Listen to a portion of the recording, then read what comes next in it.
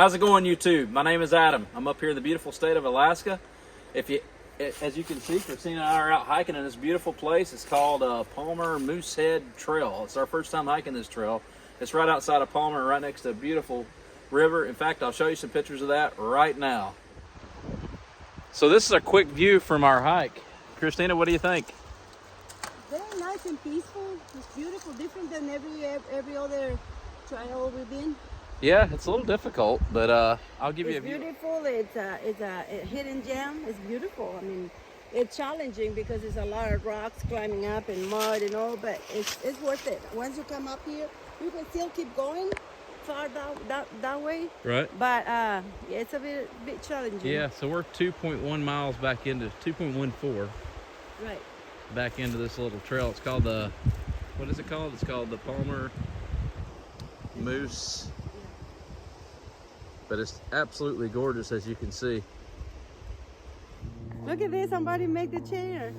You put your feet here and you just enjoy the breeze. Enjoy everything. Yeah? See? You like it? I love it. We should have this at home. Should we? Feet there. That is just, whoever had a chainsaw got creative. They did. As you can see, we're in such a beautiful place. It's such a blessing to be up here.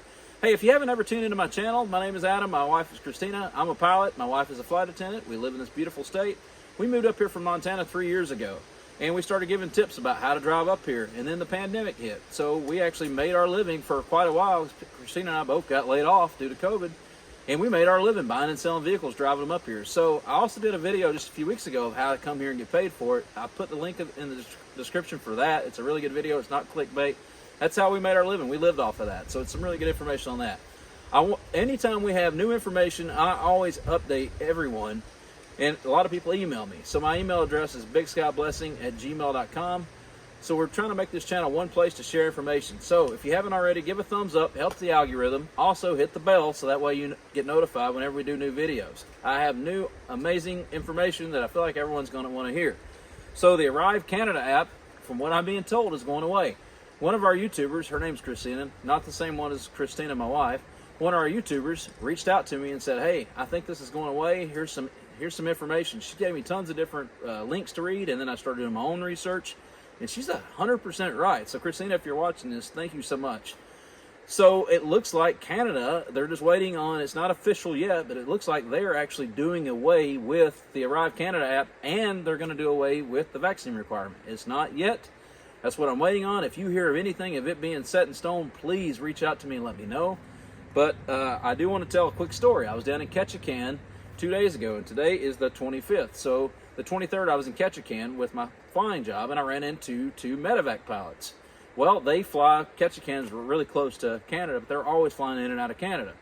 Well, during the entire pandemic, they haven't been doing the ArriveCan app because they're like an emergency crew. They literally just fly into, say, Watson Lake or Whitehorse, wherever they fly into.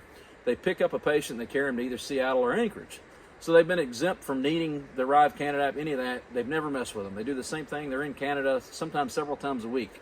Well, this crew that I ran into was telling me about a week ago, they flew into Watson Lake, which is a real dump of a town. If you've ever heard me talk much about it, I do not recommend spending the night there. They landed there like they have hundreds of other times. They call a number up, so you have to call immigration whenever you land as a pilot at a field away from immigration. And you give them your information. Well, they're like, hey, we don't have your ArriveCan app. And they're like, what the heck's the ArriveCan app? So anyway, these people almost violated them for not having the ArriveCan apps. They wasn't exempt, so they had to have it. So a week later, which would have been the 22nd, they went back down. I'm sorry, the 23rd is when I saw them. They went back down to Watson Lake, or flew there, and they tried to get in their app, but the app wouldn't work. So they called when they got there and they're like, hey, the app don't work. Well, the immigration officer said, don't worry about it. That app's about to go away. It's about to be a thing of the past. There's about to no longer be a vaccine requirement. We're just waiting on Mr. Trudeau to be signing it in any day now. So that should be coming out hopefully in the next week or two, the way the immigration talked to these medevac pilots that I ran into. Now, I'm asking you, I need your help on that. Please, if you hear of anything, I want to know, because what we do with this channel is anytime I get information, I try to make sure it's true and accurate, and I get it out to everyone. That's our ultimate goal, is to help everybody that's going to come through Canada and go back and forth. Also, I have something to announce. If you didn't watch last week's video that we put out, thanking everyone, thank you so much for the 1,000 subscribers. Also, I'm going to be making a trip down to Texas. I'm taking another airline job, and Christina and I very well may be moving to Mexico maybe early next year. We're still looking at a lot of different options. But however, the first week of November, I will be driving down, and I'm going to be doing a video documenting what I had to do to get through customs to go down as an unvaccinated person. And I'm going to be documenting the videos of driving through the highway, what I brought, how I planned this trip, where I stayed, my gassing, and all that. So you don't want to miss that. So make sure you subscribe. I think it's going to be an awesome video. And that is pretty well all that I have. I took notes this time because Christina says I rambled. But I ramble because I love you guys. I love talking to you guys. I just love to talk. So we wanted to bring you this beautiful message and this beautiful natural creation. And I guess we'll end with Christina's trying to teach me Spanish. I want to tell you to ring the bell so you get notified. Christina, how do you say it in Espanol? Pégale a la campana. Pégale a campana. Did I say it right? You said it Sí, right. yo hablo muy bien español, and yo no tengo tequila. Thank God.